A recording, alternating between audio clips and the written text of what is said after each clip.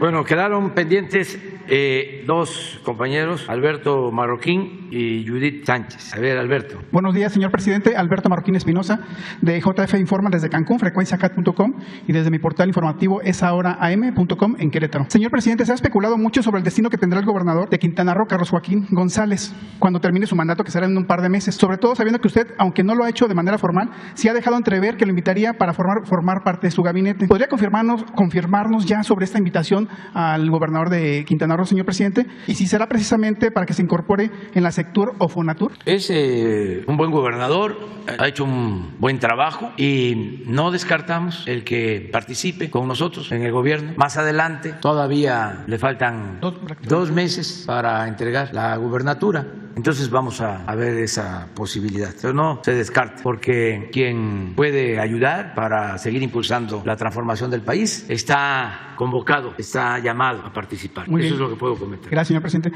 Señor presidente, el Tribunal de Justicia Administrativa confirmó la responsabilidad resarcitoria, determinando un monto de 207 millones de pesos por desvíos de recursos al funcionario Jorge Aurelio Ochoa, mediante los cuales se adquirieron los servicios de acervo digital y bibliográfico denominado recursos digitales e impresos para bibliotecas públicas del extinto Consejo Nacional para la Cultura y las Artes. La preocupación de para los trabajadores del Instituto Mexicano del Petróleo es que el mismo funcionario, Jorge Aurelio Ochoa, es actualmente el director de Finanzas y Administración de este instituto, quien junto con el líder sindical vitalicio Felipe Enrique Navarrete administran el plan de pensiones para el retiro de los trabajadores de este instituto, y es una suma millonaria. La preocupación de los trabajadores es que no conocen las modificaciones y el saldo que ha sufrido el plan de pensiones, y pues con tal adeudo del funcionario pues es legítima su preocupación. ¿Podría no apoyarnos a lo mejor con la Secretaría del Trabajo o la Función Pública para transparentar o que nos puedan apoyar a ver qué puede pasar con este recurso? Sí, cómo no. Nada más con Jesús para pedirle a la Secretaria del Trabajo, Luisa María Alcalde, que nos ayude y se informe. Y como siempre, no hagamos juicios sumarios, vamos a esperar. No se puede culpar a nadie si no hay pruebas, si no se tienen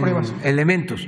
Desde luego, tenemos que garantizar el derecho a la libre manifestación de las ideas, la libertad de expresión, pero cuando se trata de acusaciones de desvíos de fondos, de corrupción, pues eso tiene que ser de acuerdo a un procedimiento judicial. Bueno, ya para terminar, señor presidente, el jueves pasado nos dijo que va a asistir a Querétaro. ¿Ya definió qué día va a asistir a Querétaro? La semana pasada nos confirmaba que tenía ganas de asistir, visitar la Sierra Queretana. Sí, todavía, pero sí estamos en eso. ¿Y tiene contemplado también incluir alguna mañanera en Querétaro también para esas fechas? Es posible hacer una mañanera en Querétaro. Precisamente este jueves, bueno, el viernes, la mañanera va a ser en Vallarta, Jalisco. También aprovecho para informarlo. Nos vamos el jueves en la tarde porque queremos llevar a cabo allá una reunión de seguridad en esa región de Jalisco vinculada con Nayarit, limítrofe con Nayarit. Va a ser el viernes la mañanera. Y de ahí yo ya inicio una gira por toda la costa de Nayarit y vamos a estar en el estado de Nayarit para tratar varios temas. Señor presidente, ya de los temas que le he señalado aquí de Querétaro, ¿podría incluir un recorrido aéreo por Peña Colorada, que es un importante ecosistema que tiene un papel clave en el futuro de la zona metropolitana de Querétaro, y esta está por declararse área natural protegida? Ojalá usted también pueda incluir en su agenda un recorrido por esa zona. Nos ponemos de acuerdo. Muchas gracias, señor para presidente. Ver a dónde vamos en compañía del gobernador de Querétaro. Claro, sí, gracias. Muy bien. Judith Sánchez. Gracias, presidente. Buenos días. Judith Sánchez Reyes, corresponsal de Imagen del Golfo, Diario del Istmo, Revista La Llave e Imagen de Veracruz. Presidente, el Consejo Nacional de Seguridad Privada le planteó en su momento la necesidad de contar con la Ley de Seguridad Privada. El presidente de este consejo hace unos días comentó que había un plazo de 180 días para que pudiera ser expedida y sin embargo, bueno, no fue así. Preguntarle si considera usted que existen las condiciones y la voluntad política para dotar al país de esta ley, tomando en cuenta que usted ha comentado que estas empresas de seguridad privada no cuidan a su personal y también pues algunas de ellas trabajan al margen de la ley. Yo creo que eso corresponde a la Secretaría de Seguridad, pues, contestar. Gracias. Con su permiso, señor presidente, secretaria Rosicela. Efectivamente, hubo una reforma constitucional que establece una base legal para que el Congreso pueda legislar para crear una ley general de seguridad privada. y desde hace tiempo, incluso en la época de la pandemia, se discutió con legisladores y las propias asociaciones, buscando precisamente evitar el mal uso de esta figura y tratar de cerrar la puerta y cualquier resquicio a la mala utilización de estas empresas, y también que no hubiera un doble registro federal y estatal, que sobre todo los problemas que se han generado en algunos lugares han sido con registros estatales, donde, por ejemplo, en el caso del estadio de Querétaro, donde ahí fue una empresa estatal, y así podríamos sacar otros ejemplos. Entonces, este tema está revisándose con legisladores para precisamente evitar abrir indiscriminadamente la puerta, pero al mismo tiempo también tratar de generar mejores protocolos, mejores prácticas y más control para evitar que esta figura se malutilice, y seguramente será revisado tanto por el legislativo como por la Secretaría, que siempre hemos tenido, ha sido la instrucción de la Secretaría, toda la disposición para poder abordar este tema de la seguridad privada, que hay que recordar que son auxiliares de la seguridad pública en ciertas cuestiones, sobre todo establecimientos y negocios que son de la esfera privada, precisamente. ¿Sí se podría concretar en breve? No lo escuché. ¿Se podría concretar en breve, entonces? Se va a revisar con el legislativo y es un tema que está en la agenda. Evidentemente hay otros temas que han sido prioritarios en la agenda legislativa, pero está también ahí como un tema pendiente. Y también, presidente, justamente en las últimas fechas se ha informado sobre los avances en las investigaciones de los asesinatos de periodistas que han ocurrido en este año. Sin embargo, yo quisiera preguntar qué avances ha habido en los casos que se han dado con otros periodistas en otros momentos. De hecho, en lo que va de su administración van 49 casos de periodistas asesinados. Esta es una cifra que da de manera oficial la Secretaría de Gobernación. Y si de este número de homicidios contra reporteros y comunicadores se tiene un registro de cuáles han sido ya esclarecidos en su totalidad y si los expedientes, ya se han dado por concluidos. También, por otro lado, preguntar si existe un informe de los avances, de igual forma, en los 151 casos que se tienen registrados de periodistas asesinados en los últimos 3 sexenios, antes, obviamente, antes de que usted encabezara la presidencia. Es decir, si se ha dejado de lado esta situación de la impunidad, si realmente han podido ser ubicados los autores intelectuales y los autores materiales, y también, por ejemplo, saber cómo ha sido esta estrategia de la Federación con los gobiernos estatales, justamente para que no haya impunidad en los estados, tomando en cuenta, por ejemplo, Veracruz, que Veracruz ha sido uno de los estados más letales para los comunicadores en los últimos 12 años. Simplemente en Veracruz hay el expediente de 33 casos de periodistas asesinados. Entonces, no sé si pudieran dar información al respecto. Ricardo, por favor. Sí. Con su permiso. En el caso de Veracruz, recientemente informamos de la detención de Luis Ángel N. alias La Huicha, que es un autor material del homicidio de la periodista María Elena Ferral, que aconteció en el mes de marzo de 2020. Esto fue detenido por la Fiscalía de Veracruz y ya fue vinculado a proceso penal esta persona. Y también hemos dado cuenta de algunos otros casos pasados donde ya hay detenciones, vinculaciones a proceso, incluso sentencias, como en un caso en Salamanca también de un periodista que fue lamentablemente asesinado. El día de mañana está el informe de cero impunidad, entonces ahí podríamos en todo caso presentar los últimos casos y algunos casos de esta administración, pero sí decir que es un esfuerzo que se lleva a cabo fundamentalmente con las fiscalías locales, quienes son los responsables de las investigaciones, y nosotros contribuimos sobre todo en los casos de los 10 comunicadores periodistas asesinados en lo que va del presente año. Otras carpetas, las menos, han sido atraídas por la Fiscalía General de la República, como es el caso reciente del periodista asesinado en Ciudad Victoria, Antonio de la Cruz, y también el caso de Eber López en Salina Cruz. Entonces, subrayar que el grueso son por parte de las fiscalías locales y algunos son por parte de la Fiscalía General de la República. Mañana podríamos, en el reporte que el presidente abre en la mañanera todos los jueves, podríamos abundar sobre este tema, pero decir que se siguen las detenciones y que no hay ninguna carpeta ningún caso que esté cerrado, todos están abiertos y se siguen generando investigaciones para poder judicializar y hacer las detenciones correspondientes. Y finalmente, presidente, su gobierno decidió implementar a partir del 2019 el programa Puerta Violeta para apoyar de manera directa a mujeres víctimas de violencia. Estuvimos haciendo, una revisión de este programa y en pocas entidades se ha podido desarrollar como se tenía de alguna manera previsto. Ante el aumento de agresiones y feminicidios, por ejemplo, en el Estado de México, en el municipio de Tecámac, la presidenta hace una propuesta de que este programa federal pudiera ser también llevado a cabo con la iniciativa privada para, obviamente, que se pudieran implementar más puntos de refugio para mujeres que sufren de violencia. No sé si esto pudiera ser tomado por la Federación justamente como una situación de programa piloto y se pudiera implementar en el resto del país. Y también preguntar si hay alguna información justamente del por qué este programa no se pudo como consolidar y expandir, cuáles fueron las causas para que los estados no pudieran retomarlo de manera total, como usted lo había propuesto, como se había propuesto al inicio de su administración. Bueno, se está trabajando, ya hay una metodología definida, se trabaja de manera coordinada entre la Secretaría de Gobernación, la Secretaría de Seguridad Pública. Rosicela les puede explicar.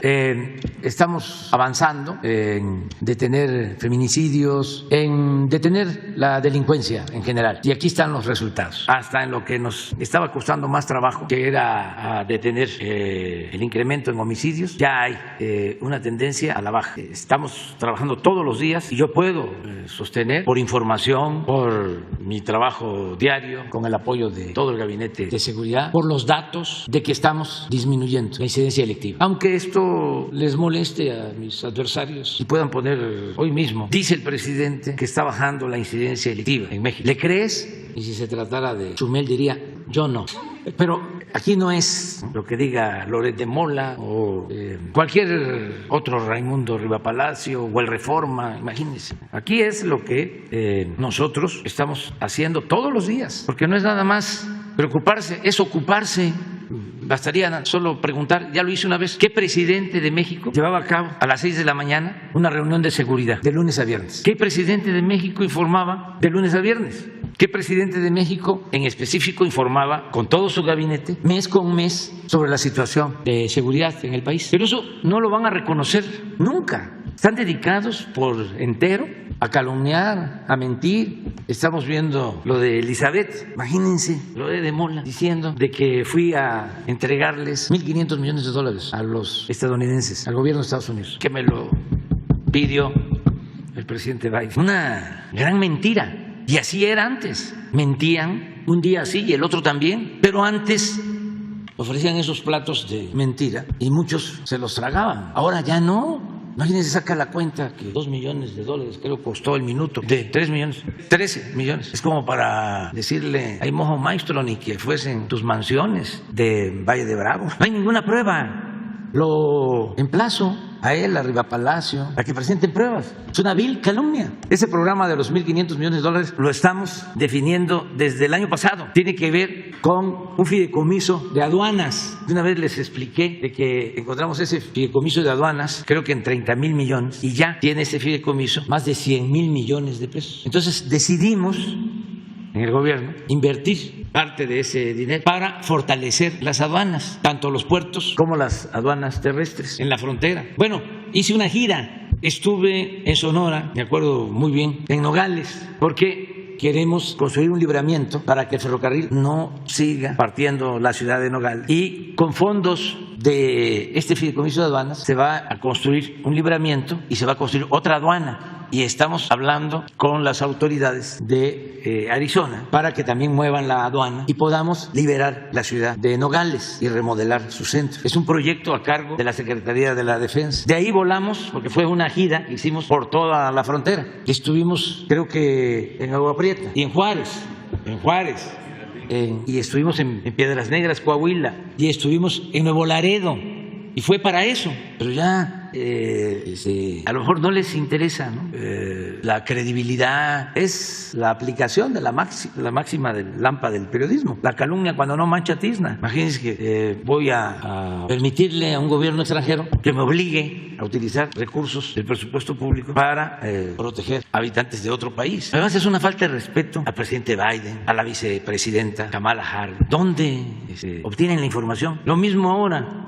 Aprovecho. Hay una inconformidad promovida por algunos empresarios, más que nada del país nuestro, más que de los estadounidenses o canadienses, sobre nuestra política energética. Entonces ayer se dio a conocer formalmente de que se va a pedir una revisión, una aclaración sobre nuestra política en materia energética, porque supuestamente afecta el tratado que tenemos con Canadá y con Estados Unidos. Es un mecanismo que está establecido en el tratado de revisión cuando un país considera que no se está cumpliendo con una de las cláusulas del tratado. Se ha usado ya, incluso nosotros hemos pedido este mecanismo de aclaración. Pero si ustedes ven la información, todos los del Reforma, y desde luego Carmen Aristegui, ¿cómo se llama? La señora Dresser, y el que participó en el fraude del 2006 con Calderón, que luego en premio Calderón lo nombró embajador en Estados Unidos, Sarucán, y todo ese grupo, no ayer, desde antier, ya están hablando de que, ahora sí, como celebrando que nos sancionen por nuestra política energética. Bueno, son más conservadores, están más a la derecha, aunque parezca increíble. Me refiero a este grupo también. Ahí está Iberdrola y otros más, que el mismo Trump. Aunque parezca increíble. Yo les cuento de que cuando estábamos revisando lo del tratado, ya habían negociado los del gobierno anterior un capítulo completo en donde se comprometía México con una política que nosotros consideramos violatoria de nuestra soberanía en materia energética. Y como estábamos de observadores, era yo presidente electo, dije que eso no lo aceptábamos y que no iba a ser aprobado el acuerdo en el Senado si se sostenía ese capítulo. Se rompieron las pláticas como una semana, 10 días, presiones de todo tipo del gobierno mexicano porque ya habían aceptado el que estaba en economía en el gobierno anterior.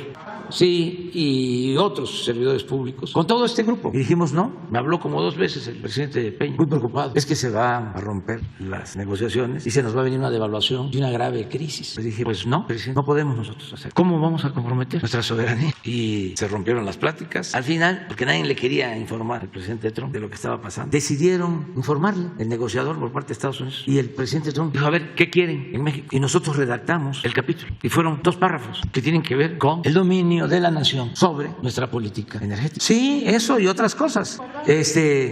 Y ya continuó la negociación y no pasó nada. Es que son más, no me gusta el dicho, ojalá fuesen más papistas que el Papa. No, son más entreguistas que los ultraconservadores. Es increíble. Entonces, ahora traen eso. No va a pasar nada. Pero ya se están frotando las manos, hablando de que ahora sí, igual de como supuestamente me recibieron en la Casa Blanca, ¿no? A ver, primero, nos vas a financiar 1.500 millones de dólares. Segundo, queremos que detengas a Caro Quintero. Tercero, te ofrezcas disculpas por haber promovido el que no asistieran a la llamada Cumbre de América, otros países, por haberte insubordinado. No, el presidente Biden es una persona decente, respetuosa. Es que Riva Palacio, pues ¿a quién conoce de los políticos? A Salinas. Y cree que todos los políticos son como Salinas, los de Mola. ¿A quién conoce? Pues a los mismos. Sí, señor, lo que usted diga, señor. Y ya se enojó el señor. Y hay que hacer lo que el señor diga. ¿Y qué horas son? Las que usted quiera que sean, señor. No es así. La señora Kamala Harris es una mujer extraordinaria, respetuosa. ¿De dónde sacan de que me ordenan? No, son personas con mucha urbanidad política, con mucho respeto. Y no solo es el respeto al presidente de México, es el respeto, eso es lo más importante, a nuestro pueblo. Es que habían autoridades acomplejadas, no comprendían que representaban a un gran país, a un gran pueblo, desconocían la grandeza cultural de México. Entonces, ya que estábamos hablando de Tabasco, a ver si terminamos, pero no ahora, espérense, vamos a terminar con esto de que nos van a llamar a cuentas, ¿no? Para que expliquemos la política energética de nuestro país, que nos tiene muy preocupados. A ver si consigues a mi paisano Chicoche y ponemos esa de, uy, qué miedo. A ver, ponla, de una vez, si la tienes por ahí. Para seguir, no, adelante, todavía hay tiempo, vamos a seguir hablando. ¿Mande? No, con el presidente Biden fue una conversación muy interesante sobre cómo fortalecer nuestras relaciones, cómo integrarnos más en lo económico, en lo comercial, cómo producir más en América del Norte, en toda América, para enfrentar la crisis económica y en especial la inflación, el tema migratorio, mi insistencia en que hay que ordenar el flujo migratorio, en que hagan sus cuentas porque no tienen fuerza de trabajo y que en vez de dejar el tema migratorio en manos de intermediarios, de particulares, de coyotes o de empleadores sin escrúpulos que maltratan a los trabajadores migratorios, que se logre un convenio entre gobiernos, como fue el Plan Bracero, para que el que quiera ir a trabajar a Estados Unidos pueda hacerlo en el medio rural, como obrero, como profesionista, porque no tienen fuerza de trabajo, ni en Estados Unidos ni en Canadá. Pero claro, hay la preocupación política porque van a haber elecciones y la política de siempre. Por eso hablamos que sin arrojo no hay porvenir, hay que transformar. No se pueden enfrentar las crisis con conservadurismos, no se puede poner vino nuevo en botellas viejas. Claro que los conservadores de Estados Unidos, que están en contra de la política migratoria, con su xenofobia, son unos hipócritas, porque además muchos de ellos provienen de familias migrantes. Como lo usan para asusar a gente conservadora, antimigrante, antimexicanos, entonces no se atreven a dar el paso, es decir, vamos a ordenar el flujo migratorio. Estoy yo leyendo ayer que ya se aceptó en Europa esto mismo que estoy proponiendo. Alemania va a permitir la entrada de trabajadores migrantes porque les hace falta fuerza de trabajo. Y también hablamos de que es muy importante el capital, es muy importante la empresa, pero es fundamental el trabajo. ¿Cómo van a llevar a cabo un plan de más de $1 billón en infraestructura? Estamos hablando de construcción, rehabilitación de autopistas, de puertos, de aeropuertos, ya autorizado por el Congreso. Solo que sea el puro anuncio, porque se aprobó a finales del año pasado y claro que hay un subejercicio. ¿Qué han hecho? Casi nada. Pero no van a poder hacer nada si no se atiende el asunto migratorio. Pero si se le va a estar pidiendo opinión a el senador Menéndez o al senador Rubio o a Ted Cruz, o qué van a decir los del New York Times, qué van a decir los del Wall Street Journal, es como si aquí yo estoy pendiente de lo que diga Junco en el Reforma y sus articulistas, pero no haríamos nada. ¿No tienes a Chicoche? A ver, vamos, espérese, porque está muy larga la conferencia esta. Tenemos tiempo.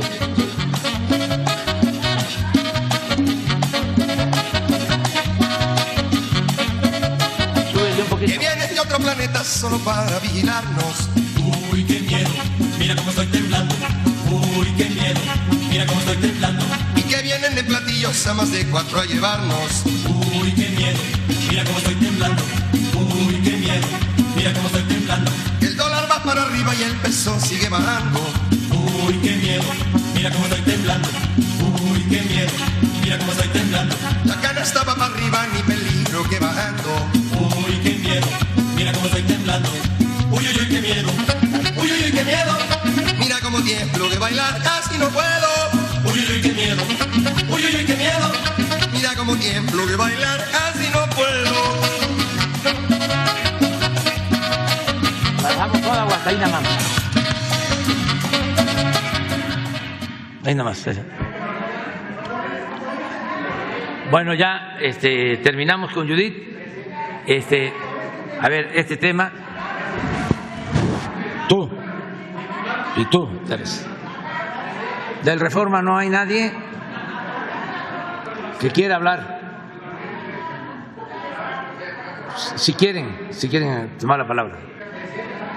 También, adelante. Buenos días, señor presidente. Buenos días, miembros del gabinete. Eduardo Esquivel Ancona, SDP Noticias. Quería yo preguntarle acerca de este tema que usted se me adelantó, pero me llama mucho la atención lo que puso el Reforma el día de hoy en su primera plana acerca de este asunto. ¿Qué puso? A ver, vamos. A ver. No lo he visto. Pero eso es que ayuda a todo esto mucho, claro. Ellos están diciendo que no pueden avanzar en energías limpias los Estados Unidos por culpa de esta ley. De la política energética de México. Si quiere, escala Estados Unidos, sí. Reclamo. ¿Saben? También para información, que hemos mantenido una buena relación con el gobierno de Estados Unidos.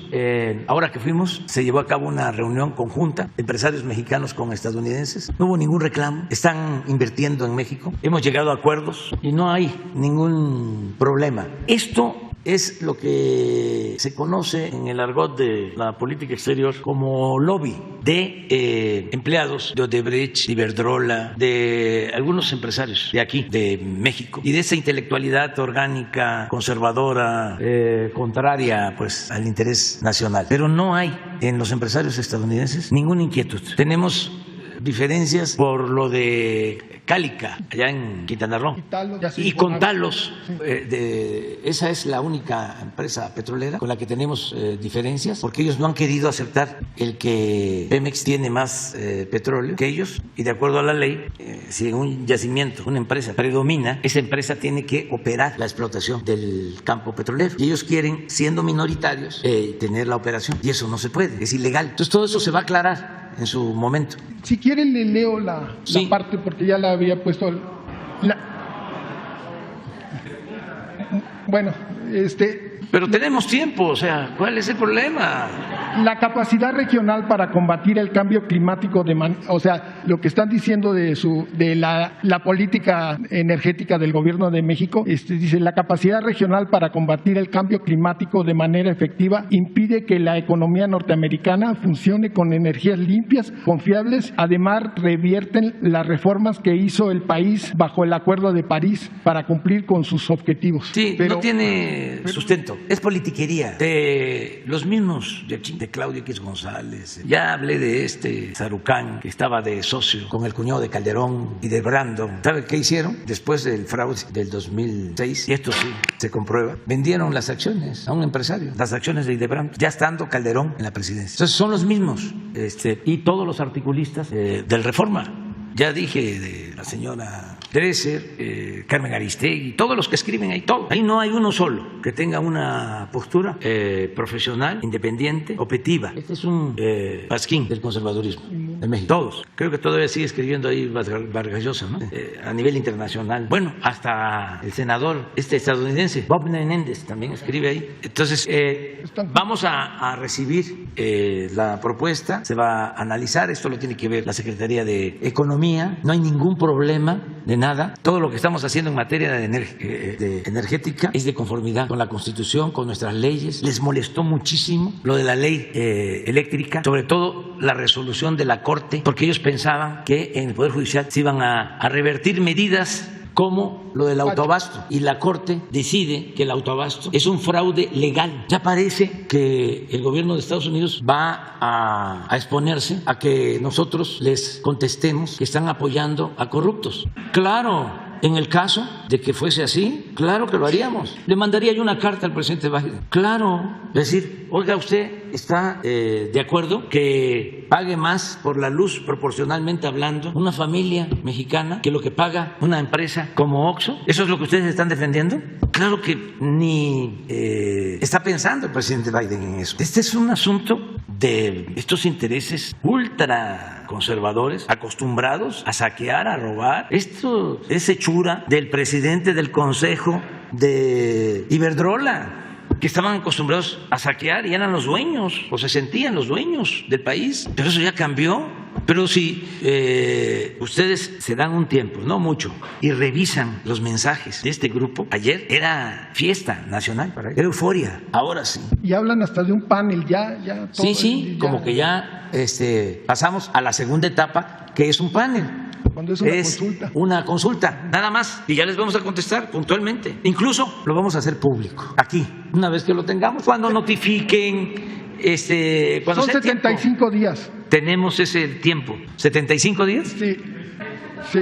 Pues que estamos actuando de conformidad con el interés público, defendiendo al pueblo de México en contra de empresas voraces acostumbrados a robar. Y que no se está discriminando. Entre otras cosas. Y presentar las pruebas, la resolución de la Corte. Pero el discurso de las energías limpias para hacer negocios sucios ya no funciona. ¿Qué es esto? ¿Por qué no pones la lámina? Y eso que seguramente estos datos son de antes de la crisis energética, sobre las energías limpias en México y en Estados Unidos, para no meternos con el uso del carbón en Europa.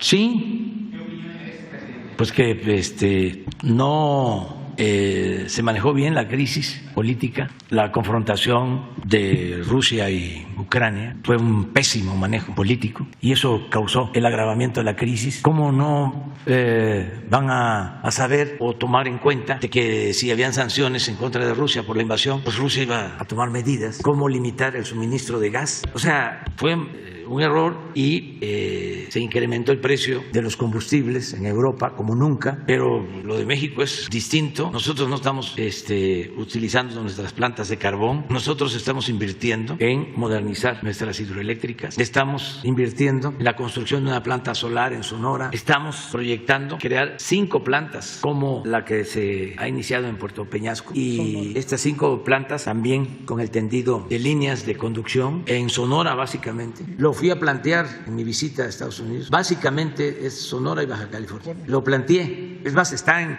mi intervención frente al presidente Biden y se transmitió. Básicamente es Sonora, son plantas solares que requieren de todas maneras de soportes con plantas de gas, cuando menos una termoeléctrica de respaldo, porque así como no hay viento todo el tiempo, tampoco hay sol todo el tiempo, y para producir energía suficiente solar se requiere cuando menos una planta de respaldo, una termo de gas y el tendido de las líneas. Y el propósito es producir energía para México y también poder exportar energía para estados fronterizos de la Unión Americana. ¿Y lo del gas metano? Y lo del gas y muchas otras acciones conjuntas, incluso hablé de litio, pero una cosa son los intereses y las políticas del gobierno de Estados Unidos y otra cosa son los intereses, las políticas de Iberdrola y de Oxxo y el Reforma, son cosas distintas. Oxxo y Iberdrola pues es Calderón, es Claudio X González, es Lore de Mola, es Riva Palacio, Sarucán, otros autonombrados internacionalistas, pero eso ya son otros tiempos, ya eso ya no funciona. Bueno, en una segunda pregunta, ¿tienes ahí el dato? A ver, ponlo. Sí, esto es interesante. Ya no pueden utilizar el pretexto de que estamos generando energía con carbón o con insumos sucios o contaminantes. Este es 18, 52.2 de gas, ahora 56.8. Ya con la crisis energética, antes no se consideraba energía limpia el gas, y a partir de la crisis energética se decretó en Europa de que el gas es energía limpia, por los cambios y por la realidad. Pero el caso de hidroeléctricas, 10.3, 10.6, carbón 8.7, carbón 2.6. ¿Qué alegan? Nada, es corrupción. Son muy corruptos y no quieren dejar de robar, y tienen pues a sus intelectuales, periodistas, voceros, alcahuetes, salchichincles. Para evitar que se hable de violación a 4 puntos. ¿Cómo? ¿Hay que modificar en específico el tema para evitar que se hable de violación? No, está muy bien. Si se necesitara, ahora que empezaron con esto, le mandé un texto, una consulta a Jesús Seade, que fue el que nos representó en la negociación. Y ahí tengo la respuesta. No hay ninguna violación al tratado. Con eso y con todo lo demás. Con eso tiene que ver con el petróleo. ¿Los señores quieren que entregue la energía del país? Sí, quieren que nos vaya mal, son entreguistas. Es que les lavaron el cerebro, fueron muchos años de política neoliberal, dejaron de creer en nuestro país, de pensar en el desarrollo independiente de México. Bueno, hablaba yo del expresidente Trump, el trato. Me acuerdo en una ocasión que me habla por teléfono y nada más escuchaba yo, porque en efecto no hablo inglés apenas, y Castilla, y escuchaba yo por el teléfono, estaba la intérprete: México, México, México, México, México, México. ¿Qué será? Se escucha por todo el mundo: México, México, que es el único que no está aceptando la disminución en las cuotas de producción de petróleo, y con razón, porque había una crisis, andaban buquetanques por todos los mares del mundo como ánimas en penas. Esto con la pandemia, si no se reduce la producción de petróleo, me dijo, se va a derrumbar el precio, no va a costar el petróleo, entonces todos tenemos que aportar. Y México no. Le digo, es que nos están pidiendo un ajuste de 350,000 barriles. Si estamos parando la caída, lo que nos dejaron de crisis en la producción, en la extracción de crudo, sí, se reduce en 350,000 barriles. Adiós, industria petrolera. No podemos. Y dice, ¿y cuánto pueden? Digo, 100,000. Eso sí. Bueno, nosotros ponemos 250, ayudamos. Se reducen de lo que ya ofrecimos a la OPEP y a la no OPEP, 250 ofrece reducir Estados Unidos adicionales para cubrir con México, para cubrir la cuota de México. Pero les sugiero que traten de informarlo lo más pronto posible. Y al día siguiente ya se informó y él hace el reconocimiento y se reducen 2-3 millones de barriles diarios, y aún así a los 15 días, cero el precio del petróleo. Estamos hablando de Donald Trump, el trato. El presidente Biden siempre menciona su respeto a nuestra soberanía Y siempre habla de que el trato entre México y Estados Unidos lo considera en pie de igualdad, siempre. Pero pues ellos tienen estos datos, no así Iberdrola, bueno, también tiene los datos, nada más que ellos están interesados en quedarse con el mercado eléctrico para cobrar lo que les dé la gana de tarifas eléctricas, como España, que ahí dominan por completo, y el pueblo español sufriendo, padeciendo. Es hasta ahora que el gobierno español está tomando algunas medidas. Entonces, esto es también interesante. Carbón, 2.6 de toda la producción de energía. Estados Unidos, 21.6. Claro que ahora, no ahora, ya desde hace tiempo les gana China. China debe de tener aquí como cerca del 40. Y ahora con lo de Alemania también. Entonces, para informarle a la gente de lo que está haciendo nuestro país, que estamos haciendo pues bien las cosas. Sí, nomás un comentario. De ese 60% de fósiles equivale a toda la producción de electricidad en México y en Argentina juntos. Sí. Y el país per cápita que más emisiones de CO2 producen a la atmósfera es Estados Unidos, y después Arabia Saudita, y tercer lugar Canadá. ¿No es China? No, China, porque tiene muchos habitantes. Ah, y entonces, per cápita. Sí, per cápita. Sí. Entonces, por la cantidad de habitantes no es. La India está arriba de China. Bueno, en una segunda pregunta, señor presidente, ¿tuvo oportunidad los empresarios mexicanos en esta gira y usted de promover los polos de desarrollo del Istmo de Tehuantepec, que acabe de ser mención que el Banco Interamericano de Desarrollo dio un crédito de $2.800 millones para que se reubiquen ahí en lo que le llaman el nearshoring, y que pues, haya un crecimiento regional y no tengamos que depender de China y de las empresas asiáticas? Entonces, y si este nearshoring no se podría usar también para la relocalización de empresas refresqueras y todo, que están cerveceras, que están en Monterrey, a lugares donde haya agua,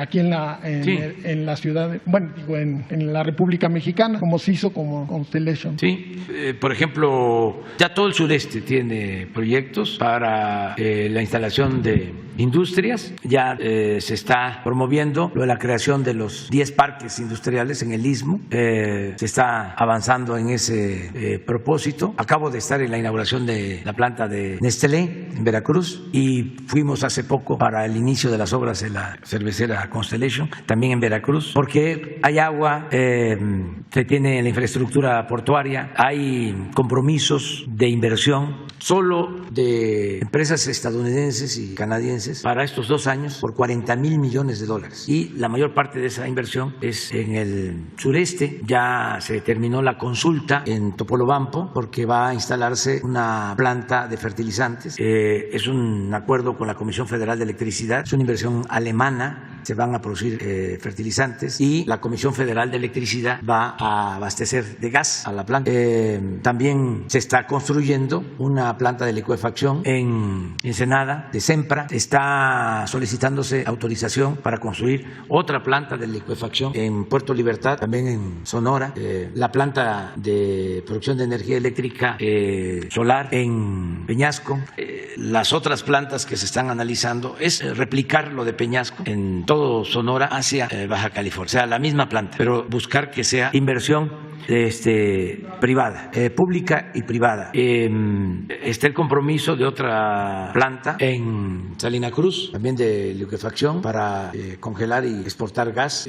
Esto es en el corredor del Istmo. Ya está autorizada en Salina Cruz también una planta coquizadora. Son $3,000 millones. Esa es inversión pública, inversión del gobierno de la República. $3,000 millones para tratar el combustóleo, elaborar gasolinas, obtener más rendimiento económico y no contaminar. Luego, los parques industriales que se están ya concluyendo, la rehabilitación de los ferrocarriles, el gasoducto, un gasoducto marítimo de Tuxpan a Coatzacoalcos, la explotación de una zona de producción de gas enfrente a Lerdo de Tejada, en el Golfo. Ya hay un acuerdo con una empresa estadounidense que va a poner barcos para también procesar el gas. Otra planta de licuefacción en Altamira, Tamaulipas. Ahora en la gira comprometimos $550 millones para rehabilitar plantas de fertilizantes nuestras. la mina que está en Baja California Sur, las plantas de fertilizantes de Lázaro Cárdenas. Fuimos a ver las ruinas que dejaron en Poza Rica porque desmantelaron las plantas petroquímicas. Sí, la verdad, todos estos conservadores deberían, vamos a invitarlos un día aquí, me voy a sentar yo allá y que ellos estén aquí para preguntarle. Pues los que desmantelaron toda la industria petroquímica, por ejemplo, en Poza Rica, estamos hablando de Poza Rica, es como si habláramos de Evan, donde se perforó el primer pozo petrolero, que también está igual. Poza Rica era la franja de oro en la época de las compañías petroleras extranjeras. Había un complejo petroquímico, lo acabaron por completo y hay 70 hectáreas de ruinas. Entonces, ¿qué queremos ahí? Pues poner una planta de fertilizantes, aprovechando de que vamos a tener el gas suficiente, una planta de fertilizantes. Fuimos también a Cozoleacaque, al complejo. Da tristeza, 7 plantas que se construyeron. ¿Cómo se llama la materia prima de donde se hace la urea? Amoníaco. Del gas natural se saca el amoníaco. Del amoníaco se saca la urea, que es el fertilizante. Bueno, había un complejo de 7 plantas de amoníaco. El amoníaco es hoy uno de los mejores negocios del mundo. Bueno, llegamos al gobierno, de las 7 plantas, las 7 en ruinas, 3 desaparecidas. Desaparecidas es vandalizadas por completo, chatarras. Empezamos con una. Y con esa planta de amoníaco estamos abasteciendo la planta que compraron de agronitrogenados al señor Ancira, que también abandonada, la echamos a andar con ese amoníaco, ya está produciendo la planta. Y ahora vamos a rehabilitar 3 plantas más de amoníaco ahí en el complejo, porque son instalaciones, ellos ni siquiera sabían lo que tenían, ni los funcionarios de Pemex, ni los secretarios de Energía, ni los presidentes. O sea, inversiones que se hicieron durante mucho tiempo, cuando México logró un desarrollo de primera a nivel mundial en petroquímica. Todo lo destruyeron, todo. Y ya iban a destruir las refinerías, que las encontramos también casi convertidas en chatarra. Bueno, todo eso es inversión, por lo que preguntas, en el sureste. La planta de Poza Rica que queremos poner de amoníaco y urea para utilizar esas instalaciones, estamos haciendo el acuerdo con Samsung y buscando combinar inversión pública, inversión privada. Y una de las cosas que nos importa mucho, vamos a Poza Rica, está la gente ahí esperándome, porque lo que me está pidiendo es trabajo. Y la planta, bueno, tenemos que comprar los fertilizantes. Necesitamos ser autosuficientes en alimentos. O sea, requerimos los fertilizantes. O sea, el fertilizante es tener más maíz, tener más frijol. Pero además, en el tiempo que se lleva la construcción de la planta de amoníaco y la planta de urea, son 3,000 empleos. Reactivamos la economía del país. Eso es lo que estamos haciendo en general. Ya nos pasamos, ahora sí, ya para mañana. Sin lista mañana. Sin lista mañana. Un día nos vamos a quedar. Es que regañan que es mucho tiempo. Nada más termino ya de nuevo enviándole nuestro abrazo fraterno, nuestro abrazo cariñoso, fraterno, respetuoso, solidario a las familias de los marinos que perdieron la vida en el desplome del helicóptero. Volvemos a repetir lo que ya hemos dicho, que dieron su vida en cumplimiento de su deber y que van a contar siempre con nosotros. Eso es. Muchas gracias. Ah, no. ¿Quién te amenazó? Eso sí. Me he ausentado de sus conferencias. Ando a salto de mata como un delincuente, presidente. Recibí una llamada el 8 de julio. El micrófono. Jesús Ramírez Cuevas, la secretaria, Rosicela, Alejandro Encinas, tuvieron a bien apoyarme. Me sacaron con escoltas del estado donde andaba. Quiero saber. ¿Dónde estabas? En Quintana Roo. Pasé Tabasco, estuve en Veracruz, en Puebla, en Campeche. El mecanismo ahorita me está retirando las escoltas. No. Hoy a las 2 de la mañana, mi hija salió del país. Voy a la fiscalía a ratificar mi denuncia. Quiero dar con los agresores. Quiero recuperar mi tranquilidad. Te vamos a seguir apoyando. Aquí se va a quedar contigo. Sí. Se va a quedar la secretaria de Seguridad. Quiero saber quién está detrás de esta amenaza. Se presentaron como el Cártel Jalisco Nueva Generación. Esta conferencia la escucha todo mundo, presidente. Si el señor Nemesio Ceguera le puso precio a mi cabeza, que me lo haga saber por cualquier medio. Así se presentaron. Pero sospecho de alguien más. Están ocultando a un servidor público. Tengo las pruebas, estoy presentando todo en la FEADLE, presidente. Perdón, presidente. Te vamos vamos a proteger siempre. Cuenta con nosotros. Habla con ya lo Marcela. he estado haciendo. Sí, y tienes todo nuestro apoyo, todo nuestro apoyo. No estás solo. Y los que están amenazando, que sepan que no hay impunidad, que no se protege a nadie, no tenemos relaciones de complicidad con nadie y lo más importante es la vida y van a estar ustedes siempre protegidos, apoyados por nosotros. Y platiquen ahora y todo nuestro apoyo, todo. Estoy firme, presidente, estoy haciendo mi labor periodística, soy periodista de cuenta propia, presidente, soy independiente, no obedezco a ningún interés más que al periodístico, estoy haciendo mi trabajo, estoy denunciando corruptelas. Sí, hay que seguir adelante y también no dejarse intimidar, así como hay que cuidarse y no hay que ser temerario ni emitir juicios temerarios, así también hay que tener valentía. Aquí estoy. Porque la libertad no se implora, se conquista. Entonces, cuentas con nosotros, siempre.